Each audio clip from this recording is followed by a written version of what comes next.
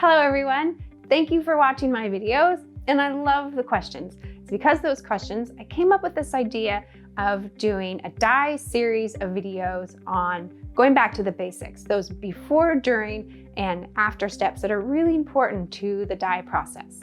So today I'm going to show you how to prep and scour your yarn before you do a mordant or a dye.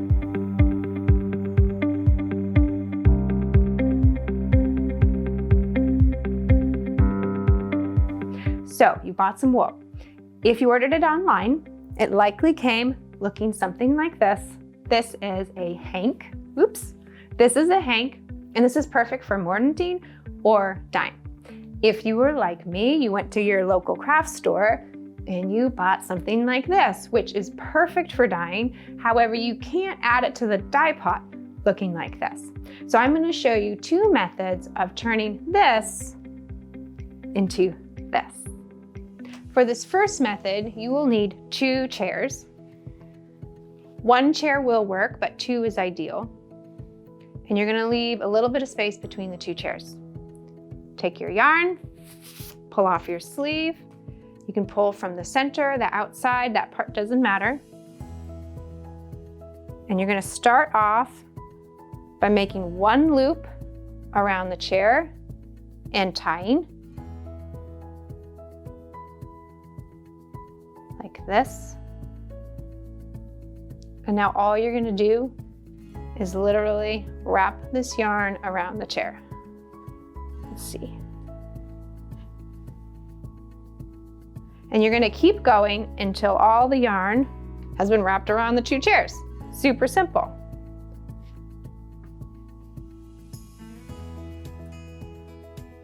Now I also want to show you a cool trick. If, let's say, you want to split this skein into 2 skeins, what you'll need to do is get out your kitchen scale, and you know that this is 100 grams before you started. And so you're going to keep wrapping, keep wrapping, keep wrapping. And then at some point you're going to guess about halfway through, about quarter way through right now. And all you need to do, turn on your scale, zero it out, 0, and weigh it. And once that says 50 grams, which is half, you know you have 2 skeins that are of equal weight, and you stop. I have a little bit longer to go.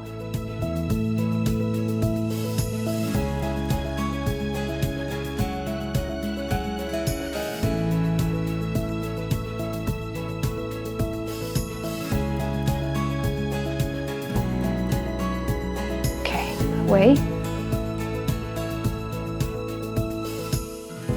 Oh, 50. Perfect.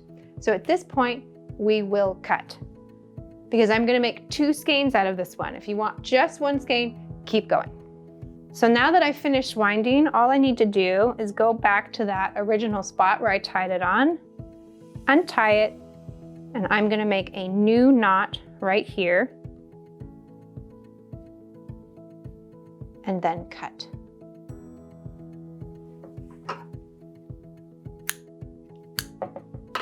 Done. Now you're going to want to make ties for your yarn, because this will keep it nice and neat when it's swishing around on all the different dye baths.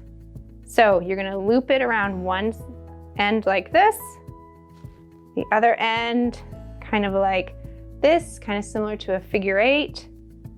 And you're going to very loosely tie it together. So for these other ties, I'm going to use something like this. It's twine. It's non-dyeable. And the reason I use that is because A, I do not want to waste dye on something I'm not going to use. And B, when it's dyed, it's easier to find these if they're bright white compared to yellow, green, etc. So you're going to take a nice long string, and like the other way, you're going to just cut it through the middle like this. Wrap one side like this, and then again very loosely tie. If you tie it too tight, you will get a tie-dye effect in your yarn.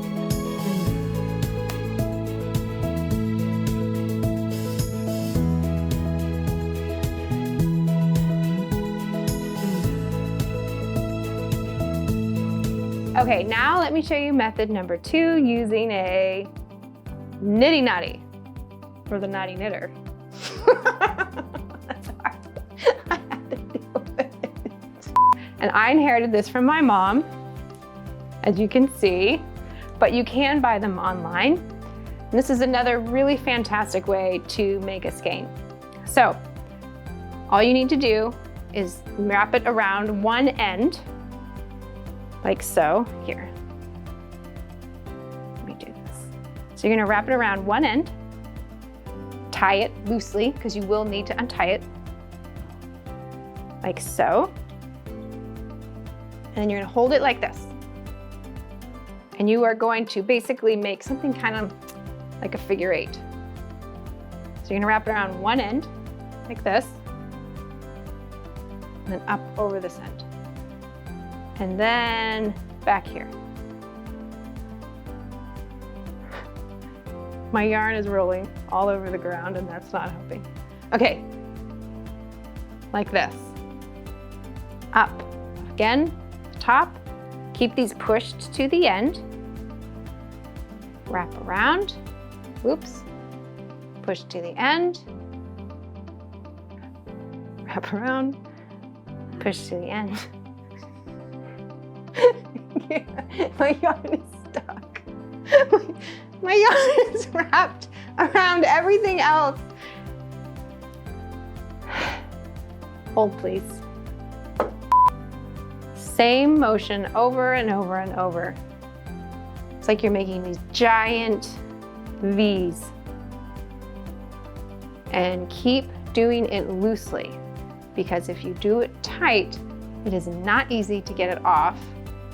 And I speak from experience because I do it tight every time. Keep pushing to the ends. And you just keep making the same motion over and over until you're done.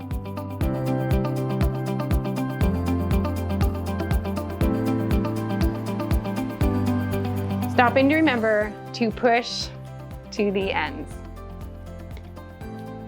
You can see it's already probably a little bit tighter than it should be, but that's my chronic problem. I've done this 1,000 times. It's always going to be tight. Push to the ends. And let me slow it down again, just in case you want to see that motion again.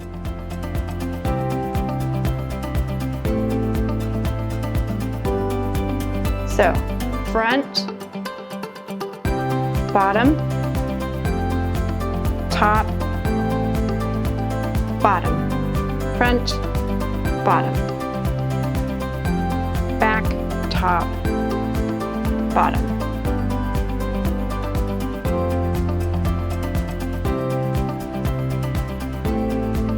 Oh, we're done. Okay, so I started off my skein on this side. And I ended it on this side. So I want to backtrack a little bit to right here, and now I'm going to tie it.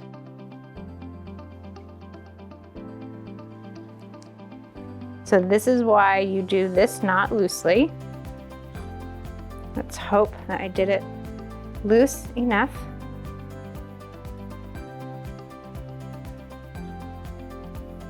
Okay. So now I'm just going to tie, just like this.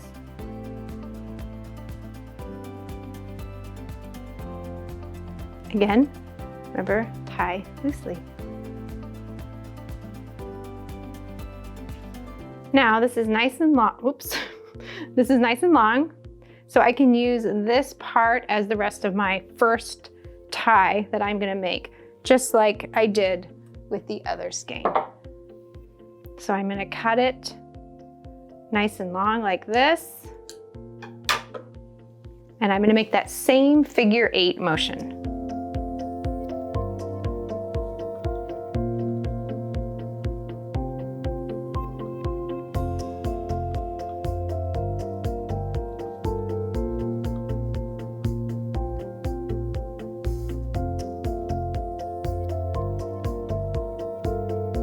And you want to make sure it's nice and loose like this.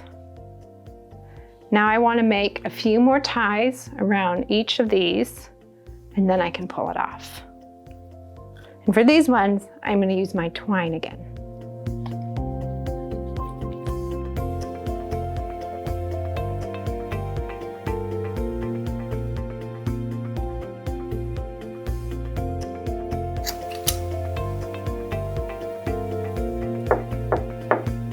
Now, this is when you find out if you've done it too tight. Oh, I didn't. So, see? Pops right off just like that. Easy peasy. All done. You do the same with our skein on the chair. Pull it off. And now you have 2 skeins, 2 methods. Bath time. Now it's time to scour our yarn.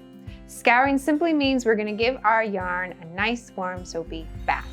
And this is to wash off any minerals or oils or additives that's still stuck on that yarn, because we do not want anything to get in the way of the mordant or the dye absorbing into that fiber.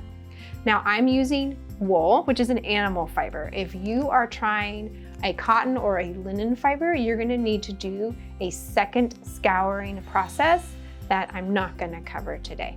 So to start, let's fill up our clean sink with warm water. To this, you just need to add about a teaspoon of your basic dishwashing soap. You want to make sure it's dye-free, doesn't have a lot of those chemicals in it, because we're trying to remove chemicals from the fiber, not add chemicals to the fiber.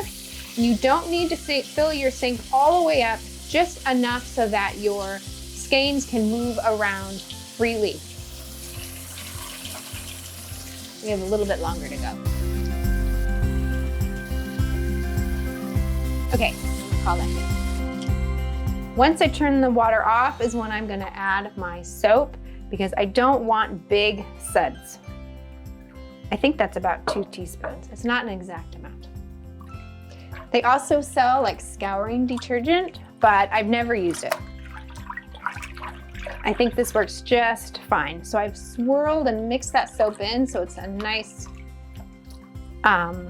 mixed solution, and that yarn that I just prepped into a skein, I'm gonna add it right on in. Soak it. Squish it around. You don't want to agitate it, you don't want to rub it, you don't need to be harsh with it because it's wool. You just want to make sure that it's moving freely in the bath. Relaxing bath time.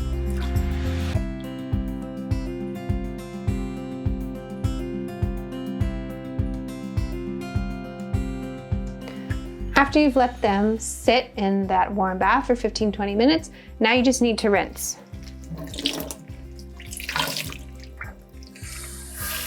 You want to rinse it thoroughly to make sure all that soap is out of the skeins. This water's a little bit warm, so I'm going to cool it down.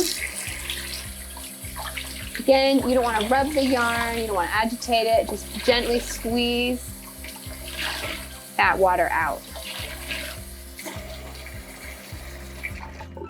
And at this stage, remember those ties that we put in? You can squeeze the excess liquid out, and you're going to hang this up, which is now ready to mordant.